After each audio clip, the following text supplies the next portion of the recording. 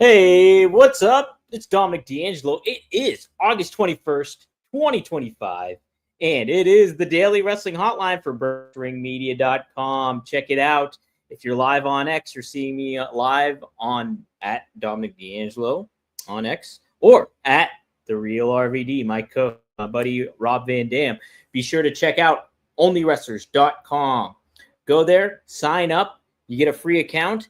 And there's plenty of wrestlers, pages and pages of wrestlers that you can subscribe to. Check out their profile page. That includes Rob Van Dam, you can check out for free. Katie Forbes, you can check out for free. The Only Wrestlers account itself, it gives you news updates on there, news articles that you can check out and enjoy. And so you get your full fulfillment in there. It's a new venture that Rob and Katie have done together, and it's been going on for a few months now. They've done live events in all over the place. Los Angeles, New Orleans, Chicago. They have an upcoming one here in San Antonio, Texas. Giddy on up. So be sure to sign up now. Go to onlywrestlers.com. Sign up for your account. Help support Rob and Katie in their venture and what they're doing, because they're doing some cool stuff. And Rob is always thinking of some cool, neat things to grow that RVD brand. So be sure to support them, help them out. But hey, I'm here today just for a little bit to talk about that Tony Khan media conference call that just went down. Literally finished up about 20 minutes ago. And he fields a lot of calls on it. Lots of different calls. You get your regulars coming on into play.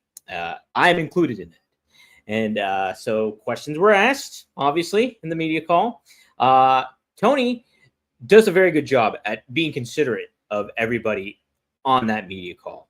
The WebEx platform that they use, it's a little wonky. And so you will hear how, like, you'll hear pauses, you'll hear, like, timing issues, tech issues coming into play when some of the media members try to connect on there. And sometimes it's comedic in certain ways. Other times it's like, oh, what's going on? Like, is Jason Powell, not to shout him out, but I love Jason Powell. Jason Powell is one of my favorite people in all of wrestling journalism. He goes back for me, like Tony Khan, he goes back to me for a long, long time from the PW Torch days. So, but he was always ProWrestling.net to me, but he would be the guest on Wade Keller's Pro Wrestling Torch hotline, kind of what I'm doing now in a certain ways. And so it was always great to get Jason Powell's insight. He was somebody that could not connect to me. So, these calls are fascinating in certain ways. Sometimes, though, they run its course, and you don't. Tony Khan's been better at fielding questions and protecting the brand of AEW in certain ways. He does be forthright in certain aspects, but Tony Khan tends to go on his thought process about how to promote AEW. He's looking out for the better interest of the company. So a lot of this is him promoting the brand and things like that. But you do get some, once in a while, you do get some gems in there, once in a while. John Alba from the Sports Illustrated Takedown, he led things off this time around, asked about the WWE kind of button in on certain dates of AEW shows, particularly WrestlePalooza, and what they got going on September 20th, which so happens to be the same night, same day as AEW All Out in Toronto. So Alba asked him what his reaction was to that and if he has a game plan to that. Tony Khan, in the past, has not been afraid to kind of call out WWE on certain ways. This time around, though, he decided to not address it, really. He kind of took like, hey, we're focused. And this is more of what a football coach does, you know? We're more focused on what we're doing. We're not paying attention to the outside stuff. Obviously, he says he does pay attention to other wrestling products and promotions, so he did allude to that. But when it came to the aspect of, hey, WWE is stepping on our toes and we mean business, none of that really went down. So that was if John wasn't going to ask that question, John usually can tend to lead these things off. So he was going to ask that question, I assume, because he already had some sort of report on it, I guess, in regards to what transpired. So I knew he was going to ask that question if it was John was presented at first. But if it wasn't, I was going to ask it. And I was trying to rack in my head, what did I want to ask about exactly? And usually, sometimes I have something in mind that I ask that, maybe somewhat pertains, but it's I'm usually mid-call. Sometimes I'm second in line. A couple of times I was second in line. Anyway, it doesn't really matter. What I'm talking about is what I was trying to think about what to ask. And so after that question got asked, I was like, well, that's off the table. A question I did want to ask that I didn't was there was a certain pivot going on these past couple of weeks when it comes to MJF cashing in his AEW contract, being forced to cash it in. And then we saw last night on Dynamite, he turned the tables on Hangman Page, and after he quote unquote kidnapped Mark Briscoe and threatened his life against Hangman Page. So then Hangman rescinded the AEW contract standing. And so I was curious if that was a pivot. So I was going to ask about that. I decided not to. I was going to ask, another one rolling around in my head, was I was going to ask about Ace Austin and him making his AEW debut and what Tony thought about him. That was really intriguing to me because I like Ace Austin a lot, and I think his ceiling is very, very high. But I kind of I've asked a lot about particular talent in the past, and I'm just like, I kind of want to do something different. And then I was thinking, what could I make the most out of? And I was between two, and these were the two questions I was going to ask. And now hindsight's 2020. But I was like, hey, they have the Philadelphia residents coming up.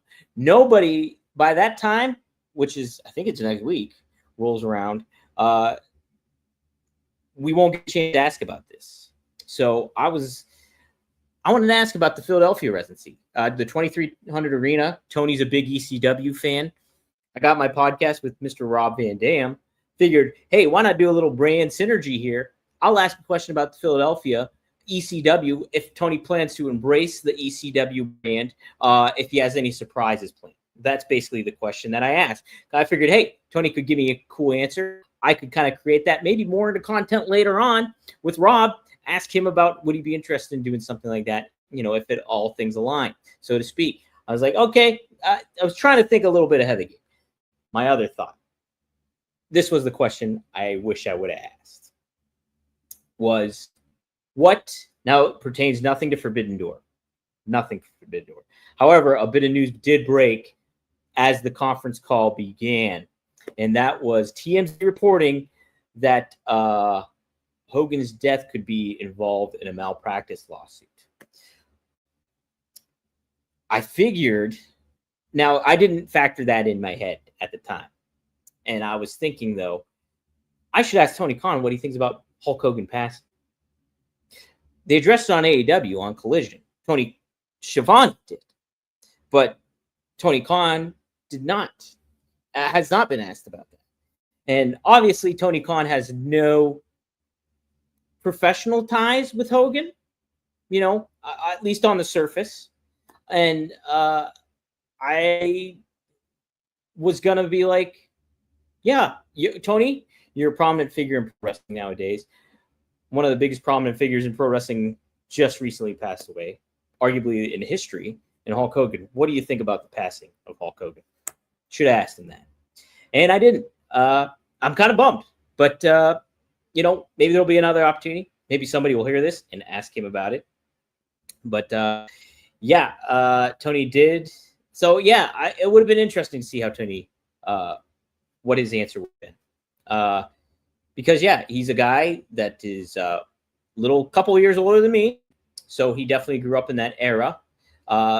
Way more of an ardent fan than I was back in the day. Talked about trading tapes and meeting Mike Johnson and going of PW Insider and all that kind of stuff. I did not do that as a kid. I was a wrestling fan, but not to that level. I did not subscribe to the PW Torch. I did not subscribe to the Wrestling Observer, the PW Insider. I did no such thing. I just read the internet, and then I watched the shows, and I bought figures.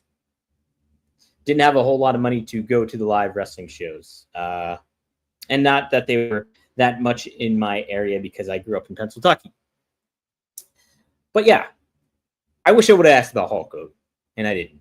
So next time, perhaps. But they're trying to think if there's anything else to big takeaways coming forward. Nobody asked about MVP or Mike Bailey, Triple E. I had a Triple E out there. No Rob Van Dam tonight. We're going to plan for later on this week. So Greg and Magnum, I have to text them about an episode, see if they're open to do something. So that is on tap. Yeah, but nobody asked about MVP and Mike Bailey. I did think about that, Triple E, about asking about MVP and Mike Bailey, but I think that whole kind of thing really transpired on AEW programming and kind of set a tone of where that relationship is at from a professional standpoint. So I don't think that wasn't high on my priority list. Another question I kind of wish I would have asked was the status of Chris Jericho. That's another one I wish I kind of would have asked about. I was hoping to get a little bit more. So Tony's, I guess I didn't delve into what his response was to my ECW question. He didn't really address the ECW aspect. He addressed how many different wrestling promotions have gone in and out of the 2300 arena and how he, noting ROH has been there before and kind of embracing that and hoping to create a new presence for them in Philadelphia as an AEW brand. So that is more what he focused on. So I didn't really get kind of what I was searching for in regards to an answer that could have been beneficial to me down the line, so to speak, and beneficial, hopefully, to the listeners and the viewers.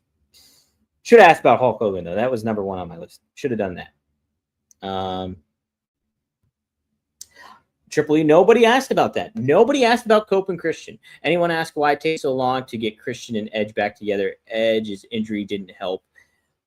I was going to ask, that was another one that floated around in my head, was I was going to ask about what's he think of the execution so far of Cope and Christian reuniting.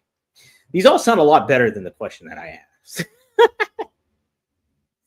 So when it comes to the mindset of wrestling media not doing their best work, and I'm critical of that.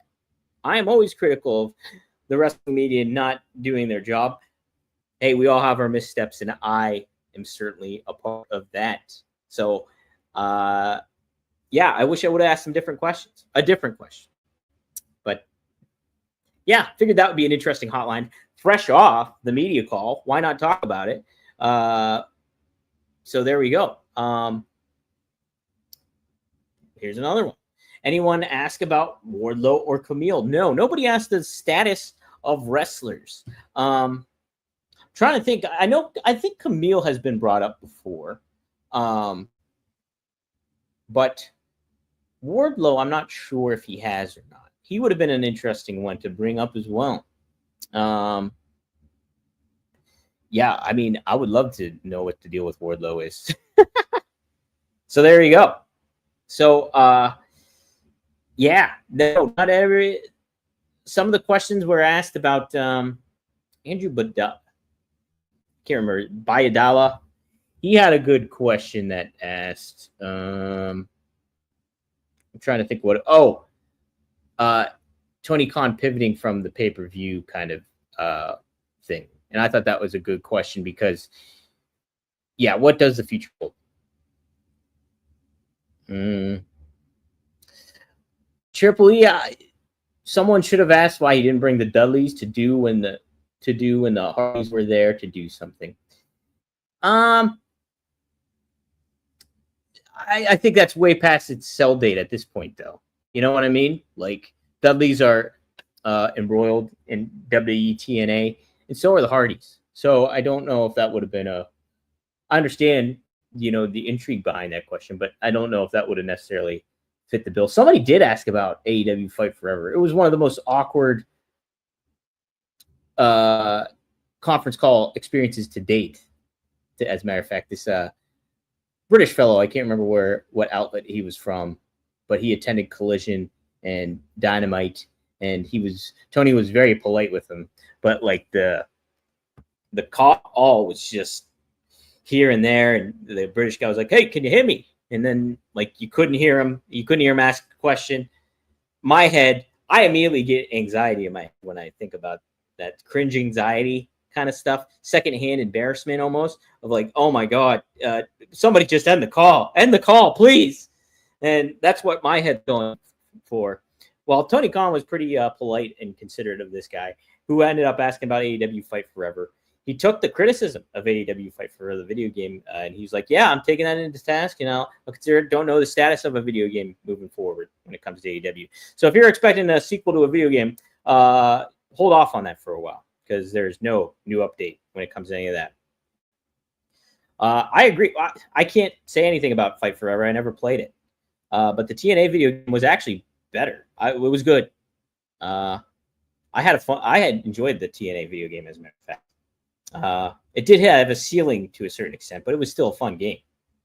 Fun being Alex Shelley and a lot of that stuff. So, yes, I agree with you there, Triple E. But, yeah, that'll do it for me. Went live again. Be sure to sign up for onlywrestlers.com. Support Rob Van Dam. Support Katie Forbes in their venture. Several wrestlers are on there. Brian Cage, Tessa Blanchard, Violent J, JCW. They all have a presence on there. Charlie Haas. And there's more. So check it out. Fonzie's on there as well, Daddy. So go there, take a look, sign up, and get ready for a fun time over there. They got some stuff planned. Very interactive with fans and everything to that effect. But be on the lookout for a new article I have set for wrestling writing. Go to substack.wrestlingwriting.com. That is my Substack where I write articles. And I actually corresponded with Mick Foley about 30 years. It's been since his infamous IWA Japan death match against Terry Funk. So I get a good quote from him. That should be up tomorrow morning at the latest. So go to substack.wrestlingwriting.com and subscribe. Check it out. You get it for free. You don't charge. I don't charge. It's not. You just subscribe to it.